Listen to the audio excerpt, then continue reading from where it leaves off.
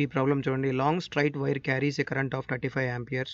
What is the magnitude of the field B at a point 20 centimeters from the wire.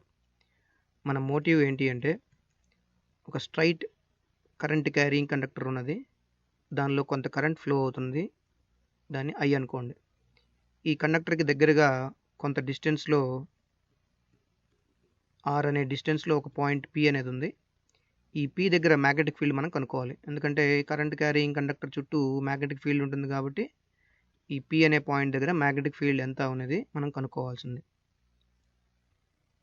అదే మన motive. ఇక investigation పార్ట్కి వస్తే, ఇవ్వబడిన క్వాంటిటీస్ ఏంటి అంటే, ఐ కరెంట్ ఇచ్చారు. I is equal to 35 amperes మరియు distance r is equal to 20 centimeters.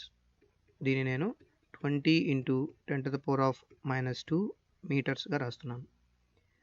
ఇక రిజాల్వింగ్ పార్ట్కి వస్తే, ఒక కండక్టర్ చుట్టూ, స్ట్రైట్ కండక్టర్ చుట్టూ మ్యాగ్నెటిక్ ఫీల్డ్ యొక్క ఎక్స్ప్రెషన్ ఏంటంటే, బీపీ ఈజ్ ఈక్వల్ టు μ0/4π, ఇది medium constant, 2I/r. That is equal to μ0/4π అంటే 10⁻⁻7 into 2 × 35 divided by 20 × 10⁻². 2 1s are 2 10s are. That is equal to 35 into 10⁻⁻7 into, ఇక్కడ ఒక 10 క్యాన్సిల్ అవుతుంది, 10⁻⁻1 ఉంటుంది, న్యూమరేటర్కి వెళ్తే 10⁻1 అవుతుంది.